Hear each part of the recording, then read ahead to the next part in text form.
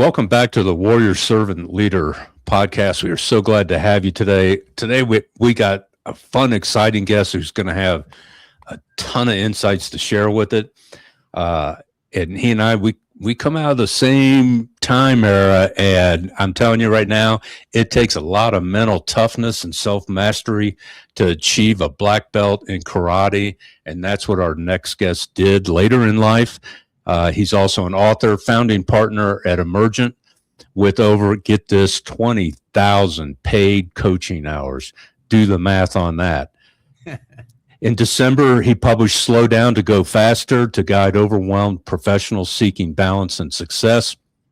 And he provides practical guidance on building habits that lead to self-mastery and transforming your life by slowing down. And he'll be the first one to tell you that it is his desire to build a more sustainable life that didn't come from a traumatic experience. And he wants to show others that something doesn't have to be wrong in your life to want to live better and be more mindful. Like I said, he's the author of Slow Down to Go Faster. He's a certified professional coach specializing in leadership and organizational effectiveness, a TEDx speaker whose work centers on the power of pause, self-mastery, and sustainable habits. And what's kind of unique and fun, I think, for our guest, he actually co-authored Slow Down to Go Faster with his adult son, Rennie Simone. So without any further ado, as they say in French, welcome Ralph Simone to the Warrior Servant Leader podcast. Oh, Pat, thank you so much. What a wonderful introduction. I appreciate that so much. Yeah. Man, I'll tell you what, we're just going to jump right in. When I first read that you had 20,000 paid coaching hours, and then, I mean, that's working full time, almost 2,080 hours a year, 40 hours a week for 10 years coaching. What's that experience like? Well, I stretched it over a little more time than that, about 20 years, but I'll tell you what it's like. It's probably one of the most humbling experiences you'll ever have, because as a servant leader, the people you're coaching are tremendously talented. Mm-hmm. And they're just somehow getting in their own way with some kind of mental block or going too fast. I mean, one of the inspirations for the book was whenever I get too fast in my golf swing, whenever I get too fast in my sparring, it never ends well. Yeah. It just doesn't. And so, you know, just trying to get people to put it in perspective so that they can make more of an impact. But the 20,000 hours has been a tremendously humbling experience for me. Oh, wow. Yeah. What's that famous boxer? It says, we all got a plan until you get punched in the mouth. Absolutely. And sometimes that you're going so fast, you don't see that right hook coming, and you get knocked out and taken down. It's amazing how many people, I think, when they hear, oh, I got a coach and whatnot, people kind of automatically, I think their knee-jerk reaction is to go, oh, well, you must not be that good if you need a coach. And in reality, it's the exact opposite. And I point to football, yeah. You know, professional football. Yeah. How many coaches are there on a team to help the players get to maintain and improve in areas that they're weak in? And they're making millions of dollars a year, and they're less than 1% of collegiate athletes make it into the pros. Absolutely. So how'd you get into coaching? Well, couple things. I want to speak to what you said, and then I'll talk about how I got into coaching. So one of the coaching jobs I sold, I had a reluctant VP of HR, and he was a good golfer, scratch golfer. And he had this paradigm that, well, our people aren't broken. They don't need coaching. I said, who's the best golfer right now? And he said, it was Tiger Woods. I said, do you know Tiger Woods has a swing coach? He has a personal trainer. He has a nutrition. The best guy in the world has coaches. And that's how I got him to open up, to be open to the idea of utilizing coaching. It's not about being broken. It's about taking your performance to the next level. It is about, learning how to serve your people and to scale the organization. So I really like that because I got a lot of that resistance early on. But I was the reluctant coach. I had a friend of mine that I worked with at PricewaterhouseCoopers, PwC. It was actually Coopers and Lybrand at the time. And he said, you got to add coaching to your consulting. And I said, yeah, I got a nice business. I don't need it. And this guy was persistent. If he saw something that you ought to do, he was like a dog with a bone. He didn't let go. And so finally I said, all right, I give up.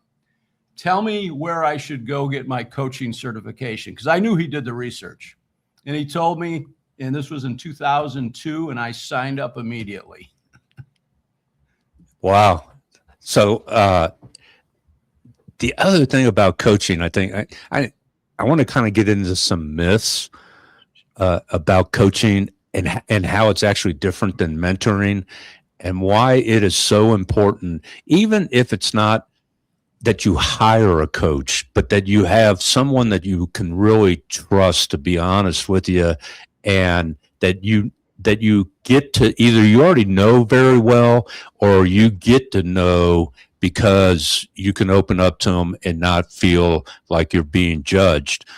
And what a lot of people, I think one of the myths they have is that a coach is going to solve your problems and tell you what to do. And you and I both know coaching is that's not, again, I'm going to take it back to the athletic world. And it doesn't matter what sport it is. I like football. So, and it's an easy one to people can kind of relate to, is a coach will call a play into the quarterback's, helmet thing. And the coach is calling the play either from what he sees from the sideline or the coaches that are up, way high looking down, and what they see and historically what this means to them from this team, researching and studying this team. And they call the play and the quarterback calls it. But what the quarterback also does is he calls an alternate play in the huddle on the off chance that when they get up to the line, hey, they've changed. And the coaches, they can't call him on the helmet thing anymore because that gets turned off. But the coaches trust that quarterback to make the audible, change the play. And if it works, great. If it doesn't work, they don't bench him. When this series is over, they'll go, hey, why'd you change that play? And he can share what he saw. And that's what coaches do. No question. And I love how you set that up, right? The audible. We're coaching leaders to have agility, to have adaptability, so that no matter what shows up in front of them, they're able to adapt to it in an effective way. So a lot of coaching is asking questions. We believe that the client knows the answer and can discover the answer if somebody provides the space and asks the right thought-provoking question to get them to think deeper or broader or differently. More times than not, we just took a family vacation with my adult children, and my daughter thought she was jamming me up. And she said, Dad, you don't really know how to do anything. You just know who to call. I said, absolutely. And, that's what we want our leaders to be able to do, know who to call on their team. Yeah. They don't have to do everything themselves. And it's really creating that space and that energy for people to take initiative, to experiment, to learn, to grow. That's what coaching is about. I mean, people, we all have so much potential that goes unutilized because of some limiting belief or some past experience. And I think coaching helps people see that and step over it or step through it. And man, I always tell people I'm the Irish setter in the backyard that sees a squirrel and I go chasing after it. And in the podcast world, it's like I'm the Irish setter that here's something and goes, oh man, that really triggers something. And you just said one of those things that a lot of people, they don't take the time to understand and actually do the deflection. They hear the words limiting belief and they automatically go, well, I don't have any of those. Sky's the limit. Because this is what they believe. Here's the limiting belief. You and I were both taught. We were brought up with this. If you want it done right, do it yourself. Absolutely. That is one of the most damaging, limiting beliefs that people need to be told. That's a lie. And I'm here as the coach. I'm telling you, you can't do everything by yourself. And if you want it done right, you need to develop people that can do it right. And it's not enough to just do the right thing. Our big motto at Warrior Servant Leader is do the right thing at the right time, the right way, and for the right reasons. And if your limiting belief is, I just got to do the right thing, which it's true, you do have to do the right thing. But you know what? If you do it at the wrong time, or you do it the wrong way, it's like pulling a pin on a grenade. What are some other limiting beliefs that you've had to face with clients that you're coaching to get them to have a broader belief system than the one that they were brought up with and taught?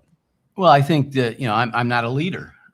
Many people open up with that, and I'll counter that and say everyone's a leader, regardless of position or title. The only question is, how well are you leading?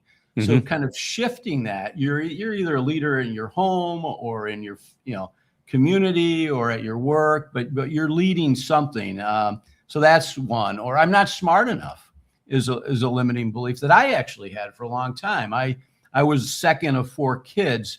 My oldest sister was number 2 or 3 in her class with high SAT scores. And all of the teachers, because we went to the same school, said, "You're not like your sister." I said, "No kidding. What was your first clue?" But it was going to be difficult to measure up. And so I started to take on this belief that I was an athlete. I wasn't a student. I'm not smart. And so that's a limiting belief that I've held, and many people I coach hold. They're just not smart enough, or that, intelligence is fixed, I think, is another limiting belief. If you get to and everything takes practice, right? The other thing is you're not going to solve it immediately. They call it practice for a reason. Yeah. And, whether it's 10,000 hours, you talked about less than 1% athletes make the pros. But all of the practice that goes into that is just incredible. But the limiting beliefs, and you listen very closely for those, and you don't want to judge it. You just want to point it out. Yeah. And I ask people, how is that thought serving you? Is it resourceful?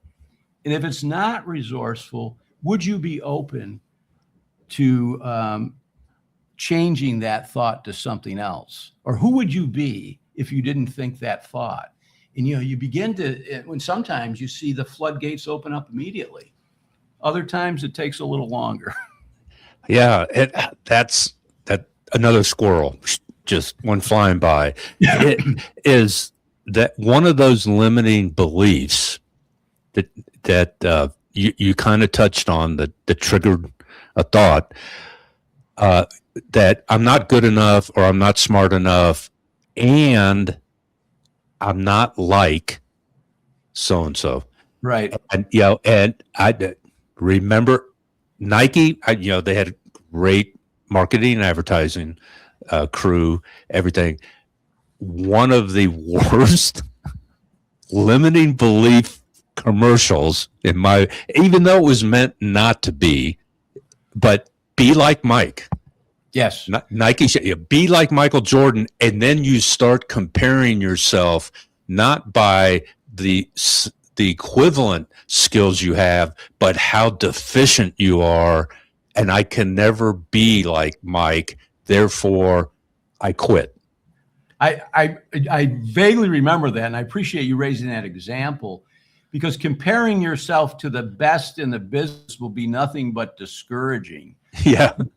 But if you have a growth mindset that I'm going to learn and I'm going to improve based on whatever I try to do, I think is really powerful. And I think the comparison. I do like the just do it because it gets people into action. Because the other thing I see people, they suffer from the perfectionism, and they're not going to take the first step until they got it all figured out.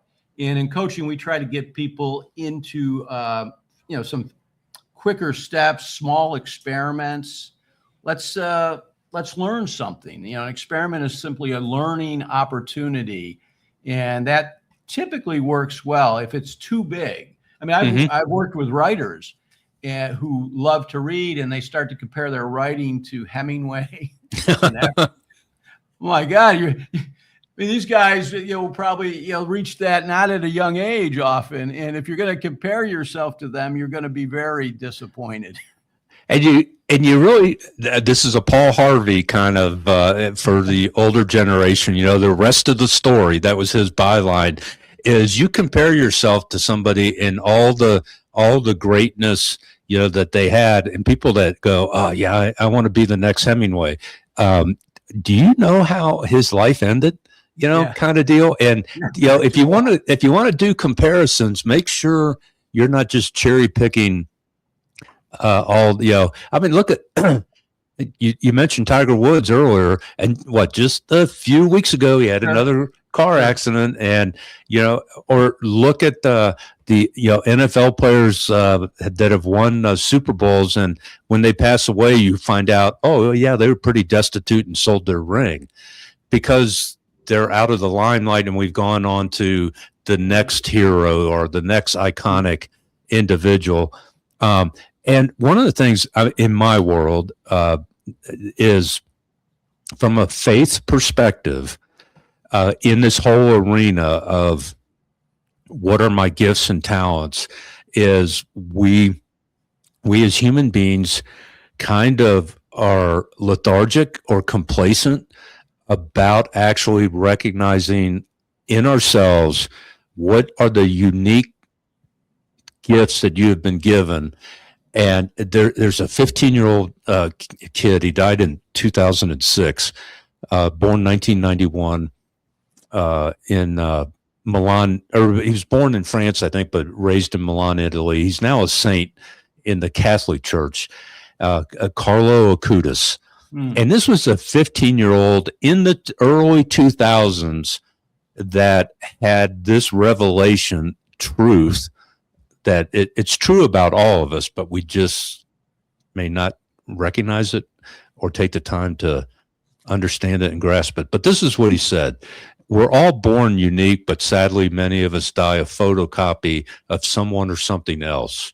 And I think part of coaching is identifying, not you identifying, but you helping a person identify what are your unique skill sets, your unique characteristics, personality, all those things that can help you live a more abundant life, be more successful in what God's gifted you to be in. And I don't know what your what's your insights on. Well, I love that.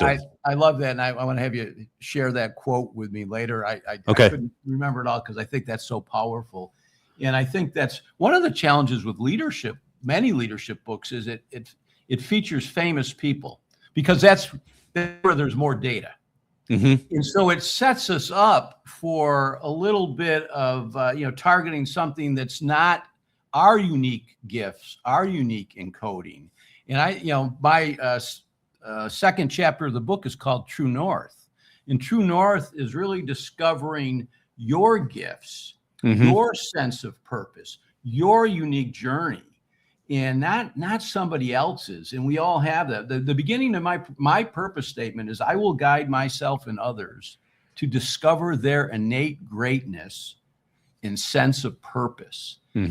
Their unique greatness, not somebody else's. And I don't think most people spend enough. We are all unique. We all have these God-given abilities, and just tap into those and we will be more than enough. Oh, absolutely. And it doesn't matter if if you never become famous. Like I'll just give you an example, and I would have to Google it because I don't remember her name. but I remember the story. There was a scientist working for DuPont, a lady, and this is way, way back, in I think it was in maybe the 40s. I mean, before I was born, and I'm from the 50s. And she was tasked as a research scientist to develop basically an indestructible tire, motor vehicle tire. And she's running all these experiments with all these different compounds and never successfully developed she developed stuff that was indestructible, but it was not usable for motor vehicle tires. But she remembered one of the final outcomes of one of the experiments really intrigued her. And so she went back and started working on that and how she could develop a product, which she did, which DuPont got the patent for, not her. And nobody knows her name, but what she invented has saved thousands and thousands of lives, because we all know that product is Kevlar. Wow. Okay. So that gift and talent, and that I'm not going to quit. I'm not going to sulk and complain because I failed. I was tasked with, developing a tire, but I didn't meet that, that goal or objective. All these people that go management by objectives and performance evaluations, and we always are focusing so much on what you didn't do right that we completely overlook all the little things you did exceptionally well and made a difference in our company or in our family life. And I think that is so the process, right? It's really the not the end state, but what you're learning along the way. And I love this idea of the growth mindset. Carol Dweck, who is a psychologist out of Stanford and Columbia, she said that's really the difference between high achievers and mediocre achievers. People that are always learning and growing from the experience. I think Nelson Mandela said, "I either win or learn." All right. Now, how succinct is that? I either win or learn. Yeah. There's no losing, and so I think that mindset keeps you in the game. It keeps you persistent. It's all right. I learned how not to do it. Now let's get back into it. But when you have the fixed or perfectionist mindset, anything short of that goal causes people to be discouraged, and often many quit. Yeah. Sometimes right before they're ready to break through to something. Yeah. I'm going to switch gears here just a little bit. Statistically, it's like 50% or more of the world, or particularly in the United States, people are introverts, in whatever that scientific definition is. Mm-hmm. How do you deal with coaching people that you discover, okay, that clinically, if you want to call it that, they are, or at least perceive themselves as introverts, and they go, I'm not a real people person. Yeah. I'm the quiet. What are some of those? What are some tools that they can use to learn that, to operate within that mindset of, okay, I get your personality is you're the shy, quiet type, or whatever that is. What are some things that you tell clients are actual action step things they can do on a daily basis to develop a growth mindset? So I love that question. So first of all, I'm an introvert. Are you? And, yeah. And so, I get re-energized. I mean, I love doing this kind of work. I love training. I love coaching. But in my off time, I'm reading a book. I'm running. I'm involved in the martial arts, which is a little more extroverted. So I think it speaks a little bit to that. I think the narrow belief that people have about introverts. So introverts can be great leaders. And so the idea of, but what's one step you can take? I mean, one of the reasons I got into the martial arts into my mid 30s is I was asking people I was coaching to do things that they were uncomfortable doing. So I thought I need to make myself uncomfortable by doing something I've never done before, by doing something I didn't have a great aptitude for initially because I didn't have a tremendous amount of flexibility. But I think getting people to take small steps, run an experiment, initiate a conversation with some people that you actually do know. Don't ask them to go up to strangers. If you're trying to get them to do some public speaking, just have them, share from their chair. Try to get people into action in a way that is a little bit of a stretch for them, but it's not so big that they paralyze themselves with it. And so I often focus, and I didn't like this term when I was getting coaching certification. They call it a baby step, but I like a small step, right? What's a small step you'd be willing to take, kind of low risk? I'll have introverts engage the cashier in a grocery store. Low risk situation, ask them how they're doing or make some kind of small talk. So you get them doing something in a low risk situation and the world doesn't come to an end. They say, oh, that wasn't too bad. It was slightly outside their comfort zone, but you weren't asking them to present in front of 500 people, right? Which could be a little bit too big.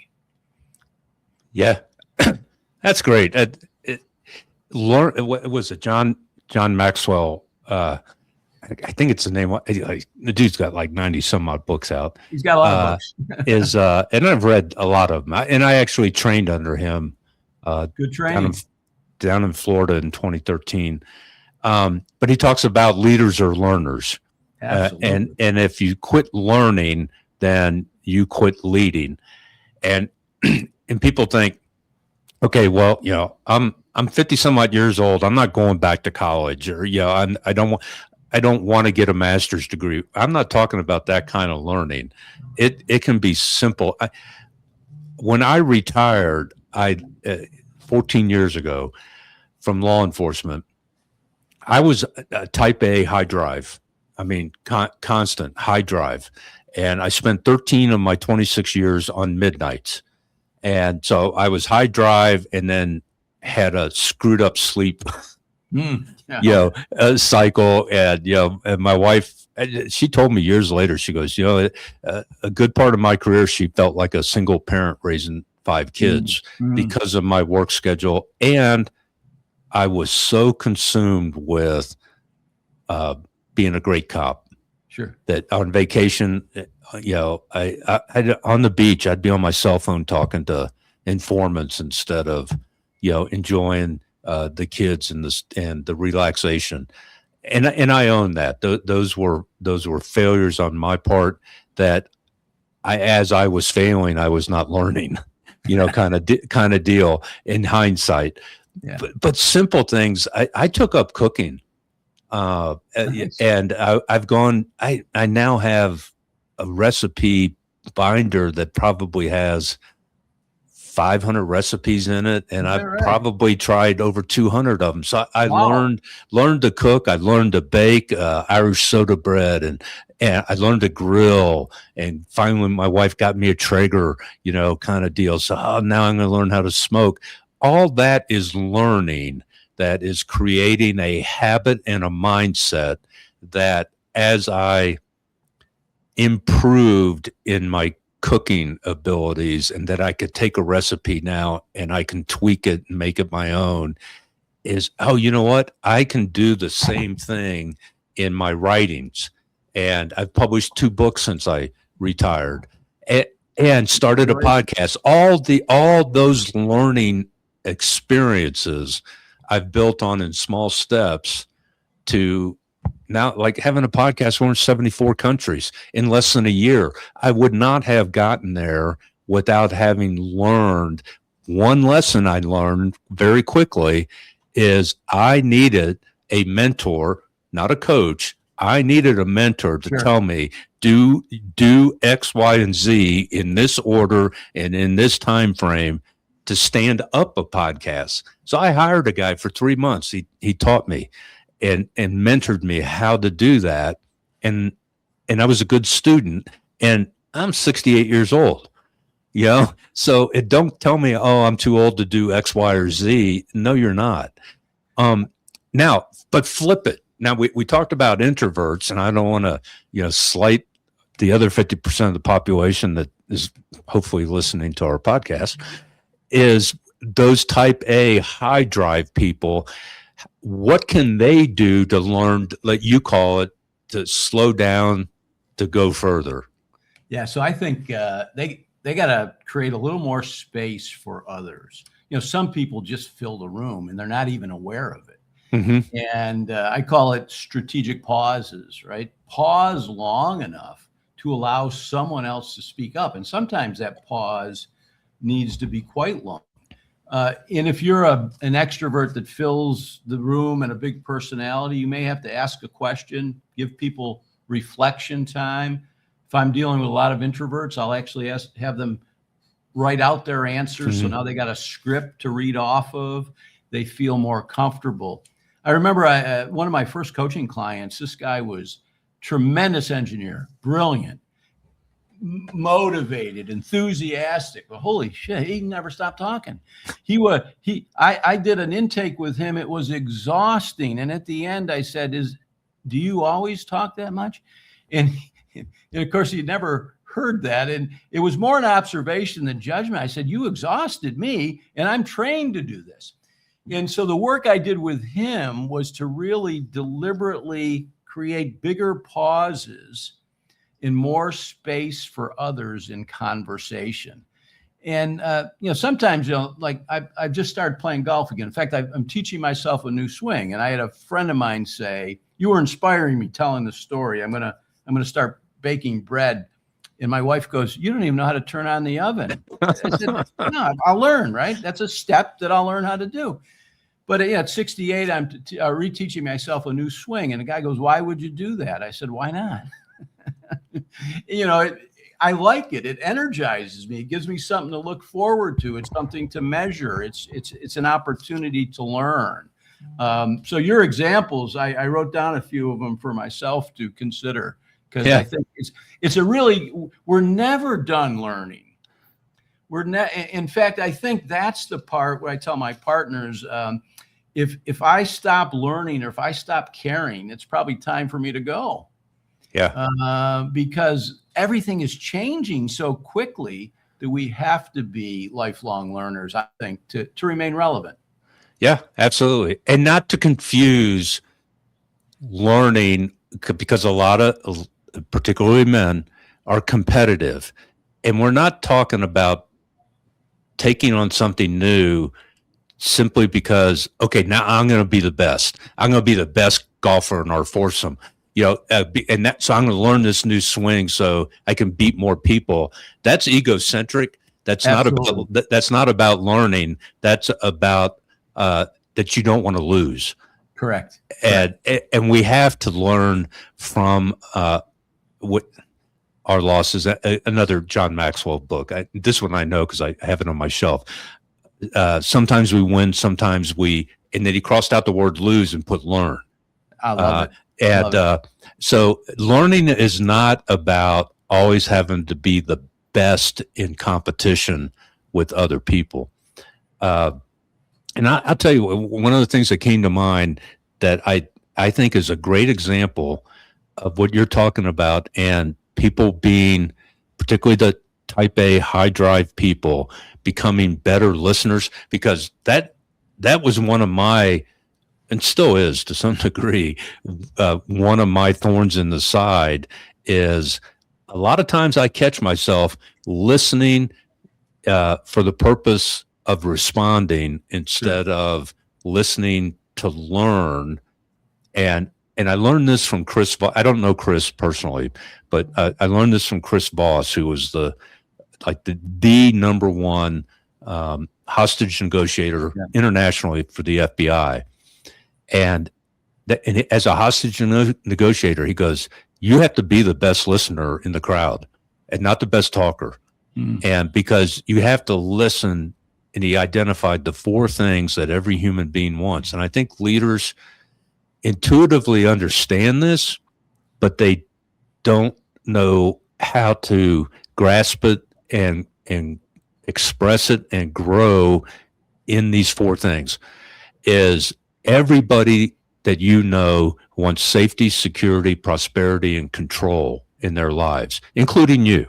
Absolutely. And that you, from a leadership standpoint, that you need to become that better listener you're talking about, of what is this person struggling, what obstacles is this person struggling with that affect one or more of those 4 categories, because then you can help them overcome those obstacles. Now that's huge. Deep listening is an example of slowing down to go faster. Me hesitating from jumping in to let you finish so that I have the full context. I love what you pointed out. My job as a leader, if I can listen deeply enough to know what's getting in your way of those 4 things, I can help you identify strategies to overcome them. And that is huge. It's an Emerson quote that the ancestor to every action is a thought. So we need to listen very deeply for how people are thinking and feeling about what they're doing or not doing. Most of the leaders I coach, I said, if you can understand what puts pep in your people's step, in what causes them to be stuck, you will have an organization that really performs at a high level, that will scale.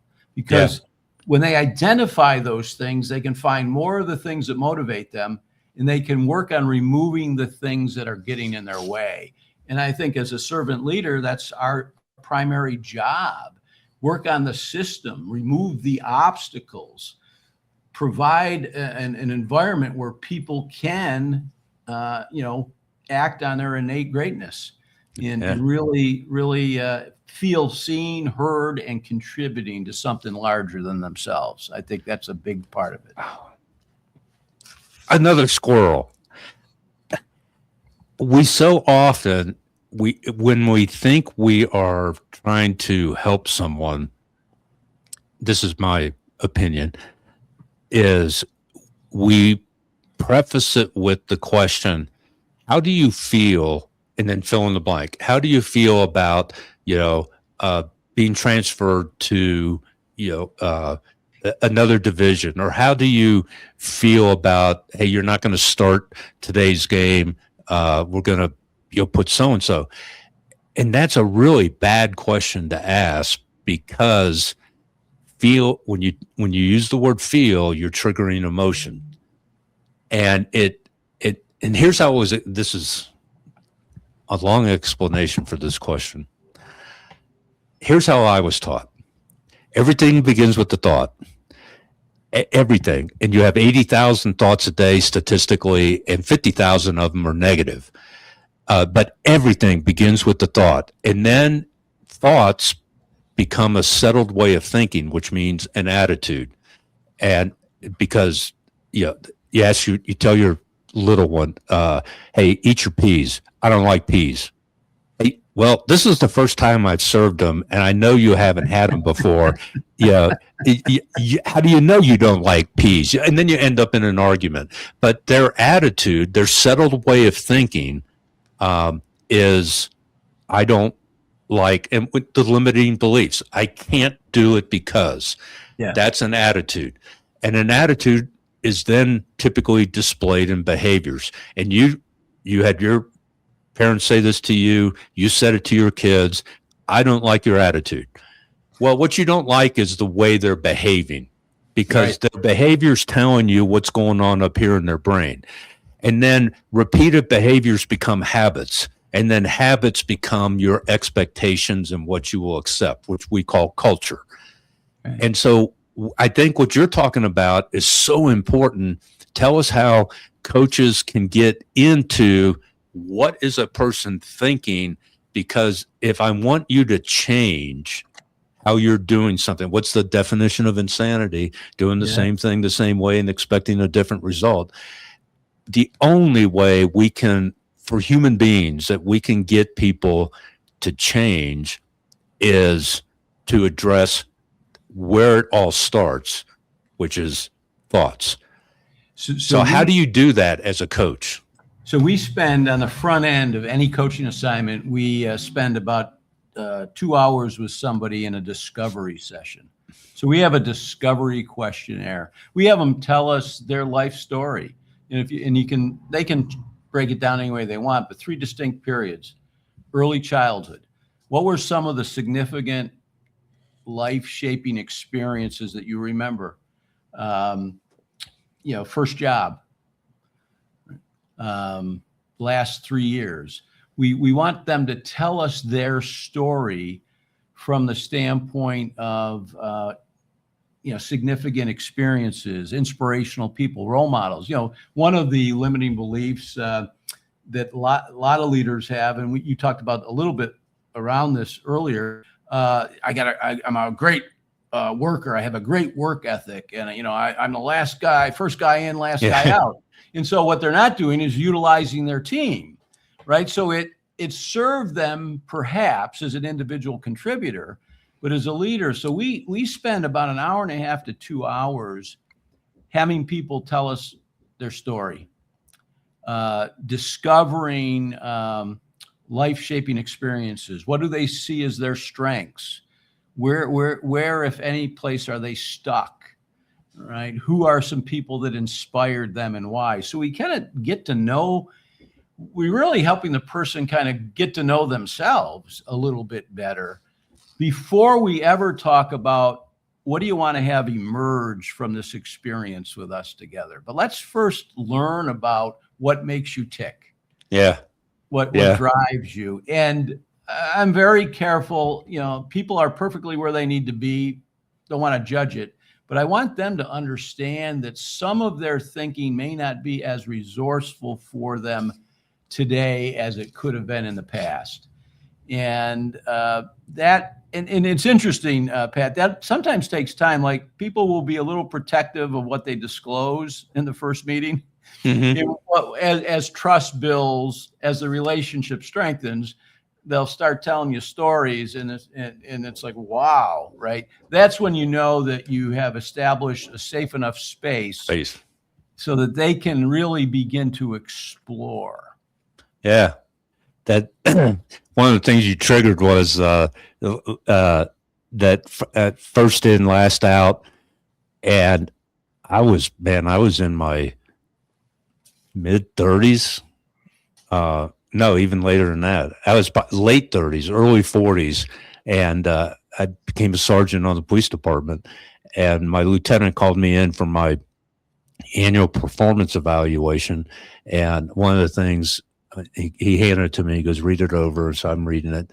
And then he goes, what's one of the strengths or greatest strength I wrote in there for you? I go, leading by example was what he wrote. And he goes, okay, now what's the area that you need most improvement in? Read it out loud. I go, leading by example. and he goes, Bruce Burt. I still remember this guy's name. This is back in the 90s. And he goes, do you understand what I mean by that? And I said, no, sir, I don't. He goes, and this is the lesson I learned from him. He goes, there's a fine line between leading by example and doing somebody else's job for them. Oh, nice distinction. And he goes, you're out there. You're not sitting behind your desk as a sergeant waiting for problems to happen and come to you. He goes, I know you. He goes, and I'm on midnight. So I was working 8 at night to 6 in the morning. So because he goes, I listen to the radio, the police radio at home. He goes, I hear you out there making traffic stops and backing officers up and everything. But remember, there's a fine line between leading by example and doing their job for them. And that struck me because I thought I was doing, such a great job. Wonderful. That's a wonderful story.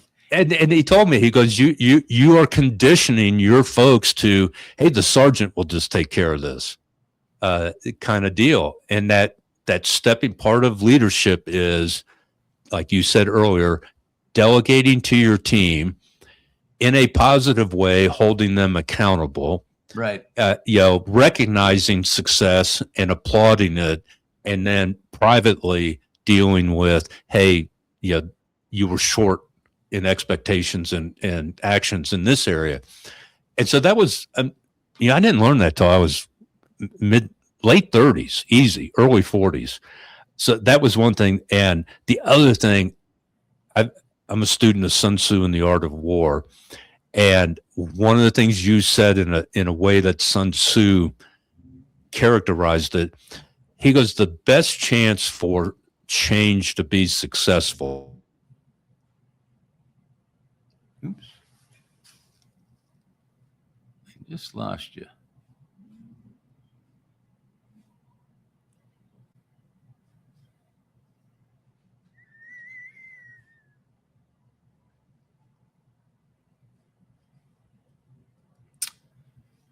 Not sure what happened here.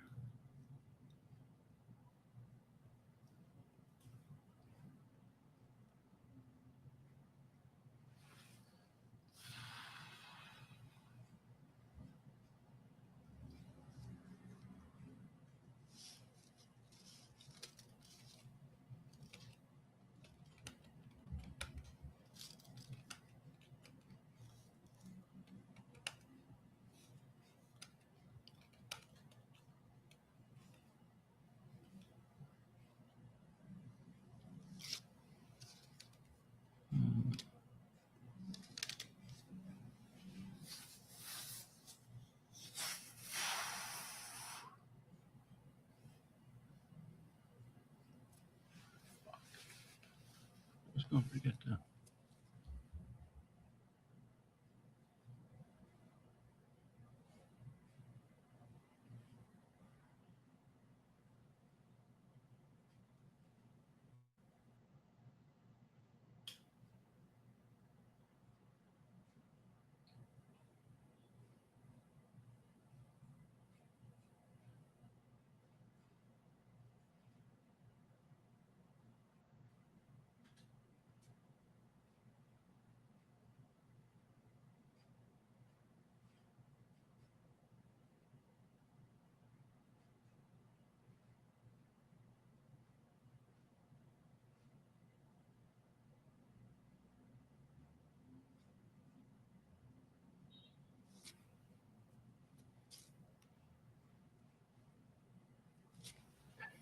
Yeah, apparently I got kicked off the internet. You were just, you know where you left off on the Sun Tzu story. Yeah. So on Sun Tzu, what he taught was that the best chance for success at attaining change that you're looking for is for the person you're asking to change to internalize the value of the change. Mm-hmm. And that requires that thinking aspect, not the emotional reaction or response to the request for change. And I think one of and how that ties into leadership is typically when we have dysfunctional teams or dysfunctional behavior and outcomes, our initial reaction is, well, we're just going to create more rules and regulations, and we're going to hold people accountable by disciplining them into compliance. Yeah. Yes. Yeah. And that's you'll get some minimal changes, but your kids do it.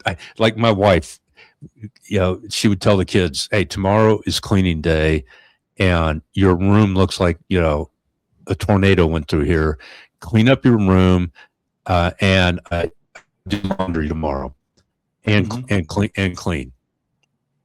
And she'd come back later and everything's cleaned up. And she opens the closet and everything that was on the floor and strewn around the bedroom is now just thrown in the closet. And she's like, okay, I don't know what were clean clothes and what were dirty clothes, kind of deal. But the message delivered is mom's mad. I'm sorry, the message delivered was clean up your room so that mom can, do what she needs to get done tomorrow. The message, excuse me, the message received was, oh, mom's pissed, and mad. So get everything off the floor and we'll throw it in the closet. Yeah. And I think that carries over into the work world. Really, is your people that you're leading or supervising will take the path of least resistance. That doesn't mean that they are going to perform better. They'll just try and figure out a way to get around the rule or keep the boss off their back. No question. And even sometimes work is the path of least resistance, doing the wrong thing rather than doing nothing, which is a limiting belief. When I was early years in manufacturing, guys would just build excess inventory. There's no upside to that, right? There's a cost to doing that. We were better off sending guys home early, paying them, than to have them build something that we didn't need. And so work is often the path of least resistance. People are just complying. They're not critically thinking. I was fortunate enough, I did a couple things well as a parent, not many, but I was fortunate enough. My kids were young when I had gone through the coaching certification. So I rarely had definitive answers for them on many of their curious questions. They'd ask me, Dad, how do you do that? I said, well, I can share a way or a way that I do it. What do you think? And these were not safety issues, but they were things where you wanted, my goal for my children, as well as anybody that I work with, I want them to think critically for themselves. I want them to be able to take some chances, right, based on the way they see it, not on how I see it.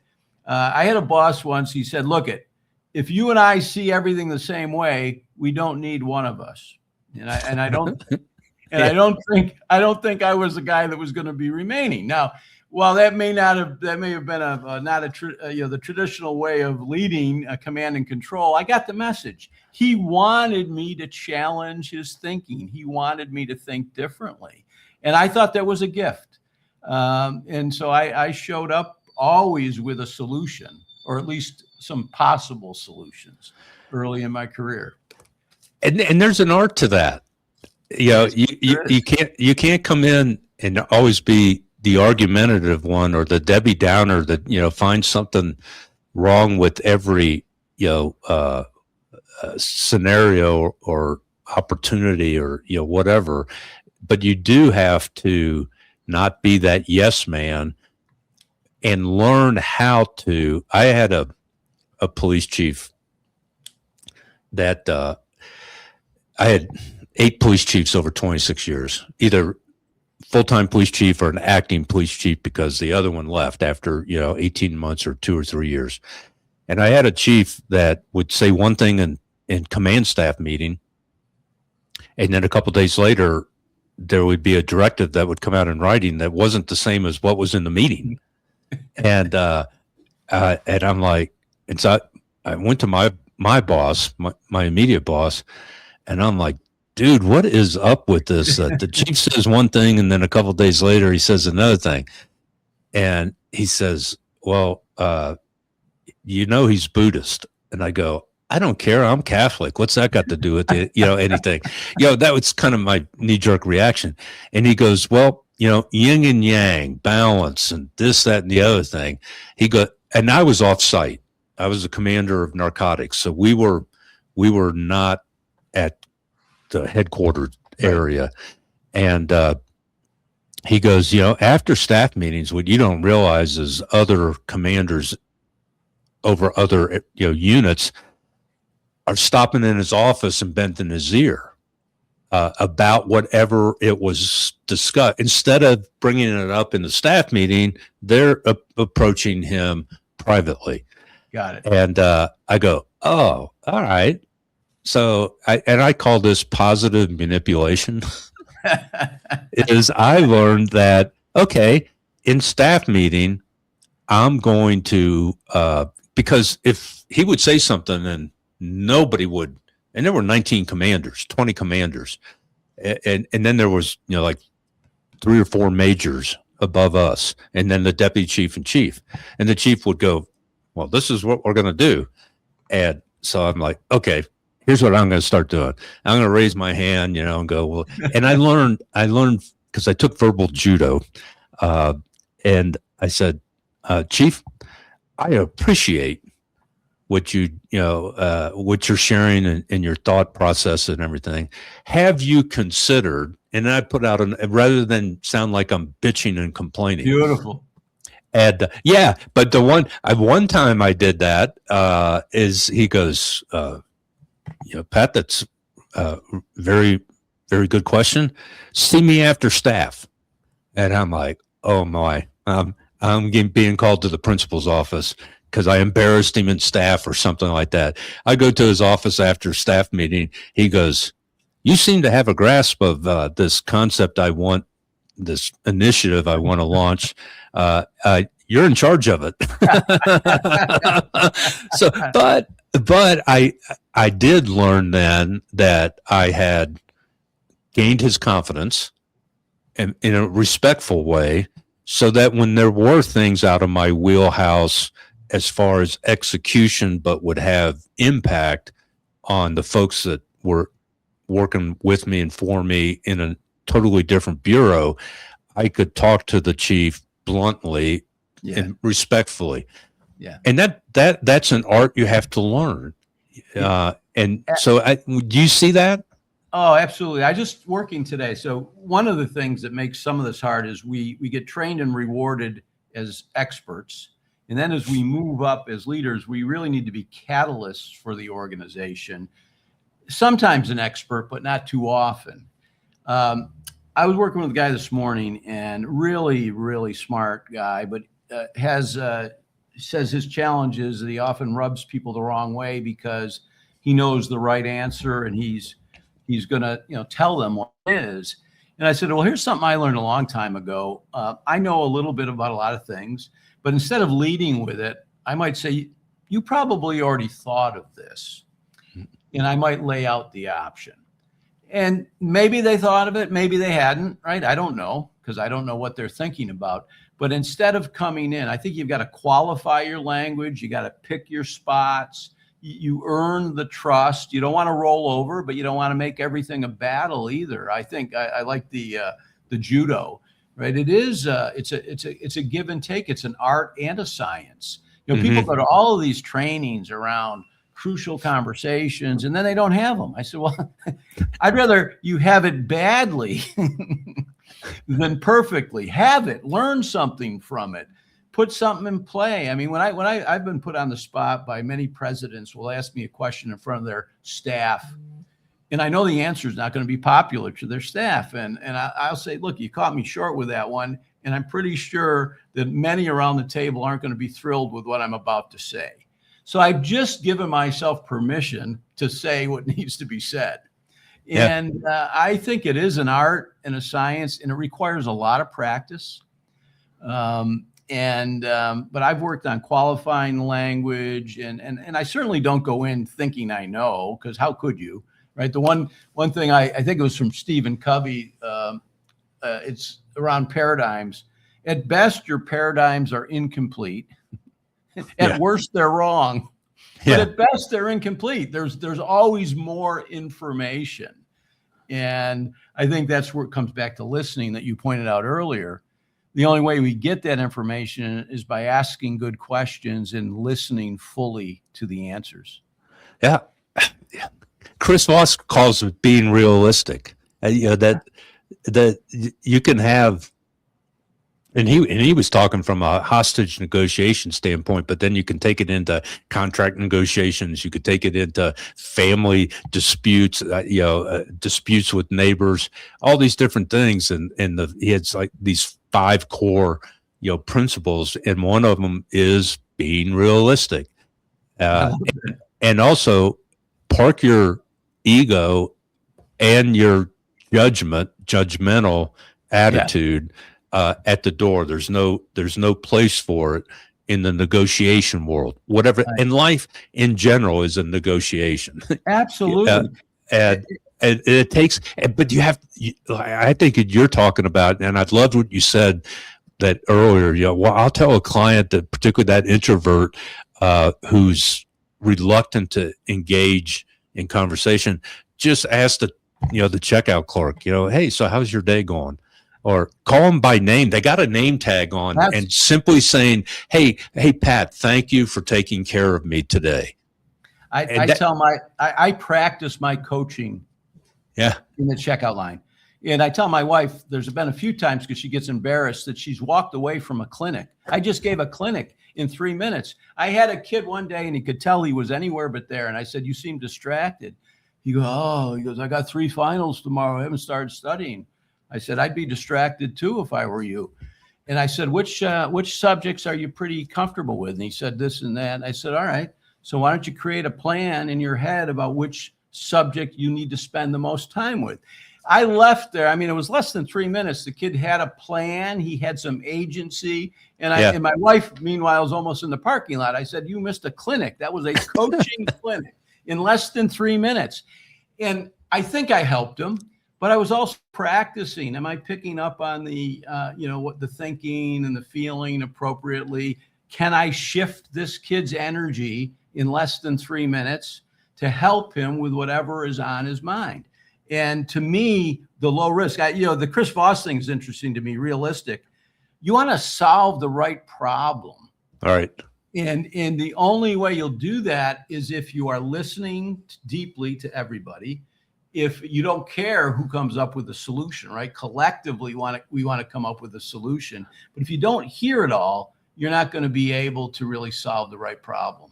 I'm not sure if that's what he meant by realistic, but that's how I processed it. Oh no, it's realistic depending on the facts and circumstances you have before you at that time, because it could be somebody else could have the exact same issue, but there's nuances to it that, okay, no, this isn't going to be the solution for this client is not going to be realistic for you. But I'm going to put it in a very general terms.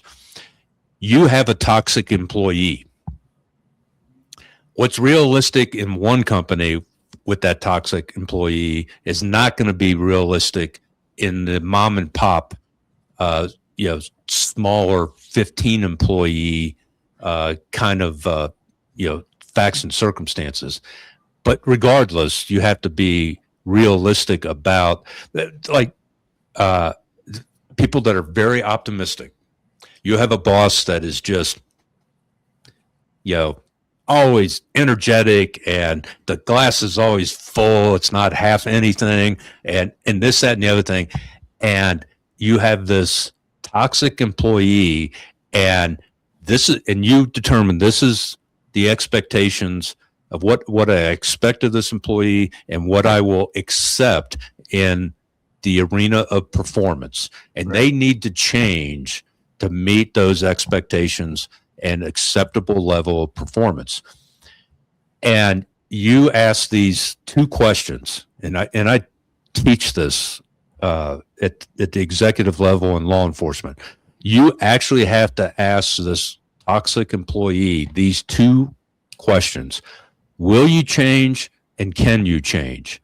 If the answer is no to either one of those, then that person needs to go. Yeah. But that energetic, always positive boss goes, and you ask those questions, can you change? No, I really don't think so. Well, will you change? Well, I'll try. Okay, we're ready to go. We're going to make this happen. You're going to lose because they told you, no, I don't think I can change, but I'll try. That's the wrong answer to the right question. I'm asking the right question. And so I think that's a danger we face as coaches. If we become too optimistic and not realistic, I think it's that seems like it comes from the Stockdale paradox, right? When Admiral Stockdale was POW, and he said that optimists don't make it, pessimists don't make it, realists make it. Yeah, we have to be hopeful of a better outcome, but we have to be fully aware of the current situation. And a lot of leaders, I think, go wrong where they almost have too much empathy or maybe even sympathy for that toxic employee, and they're forgetting the impact on the system, the collective. And from a leadership, you got to have your eye on both the individual, the team, and the whole system. And if you're spending all of that energy on somebody that toxic, you're really not caring for your organization. You've lost sight of that. And I think that's I like that realistic piece. That's very good.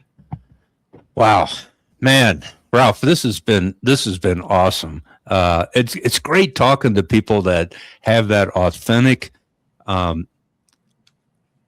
empathetic understanding, but are also the realist and are excited about. I mean, at our ages that we can be, people go, well, how come you're not retired and traveling? Because I'm having too much fun impacting and influencing the lives of folks that I meet every day.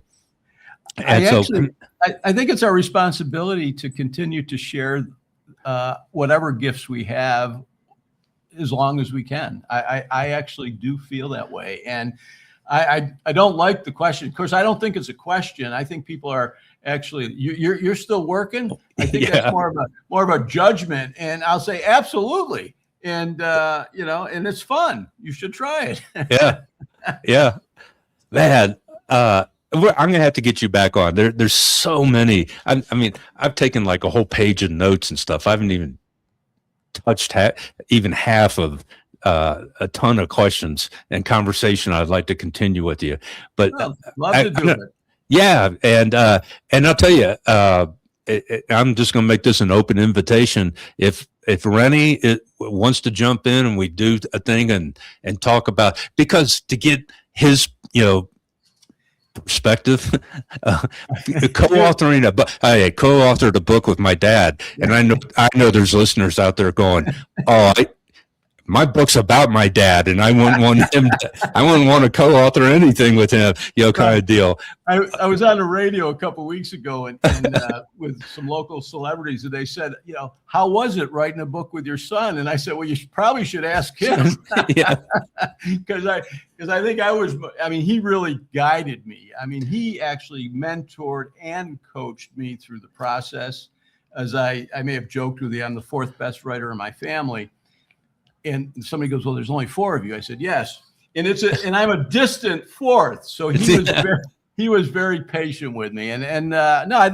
I think he'd like it. We were just vacationing together down in Puerto Rico, and he's going to take the summer off. He's traveling a little bit. And so maybe we would come together. That would be fun to do. Oh, well, we'll have to try. The police are coming to get you. I hear the sirens. Oh, you can hear them. I thought the Zoom signaled that out. Okay, they're close on my heels. Maybe I know somebody that can help me get out of trouble. There you go. Well, Ralph, man, it's what an enjoyable time. I want to thank you. I want to thank our listeners. It's because of your loyal listening and sharing the warrior servant leader message that we bring to you. You're sharing it with your friends. We're now in 74 countries on 6 continents, and it's all due to your mindset of wanting to be a part of the warrior servant leader community. So thank you very much. As always, follow us at warriorservantleaderpodcast.com. At Pat Welsh JD on all the social media, Instagram, LinkedIn, Substack, all that kind of stuff. At Pat Welsh, JD, and keep sharing these messages that have touched your lives with folks that need to have the same message shared with them. And as I end every episode, I want you to always, always, always strive to do the right things at the right time, at the right way, for the right reasons, because that's what warrior servants and leaders do every day, every time. Love you all. See you next week.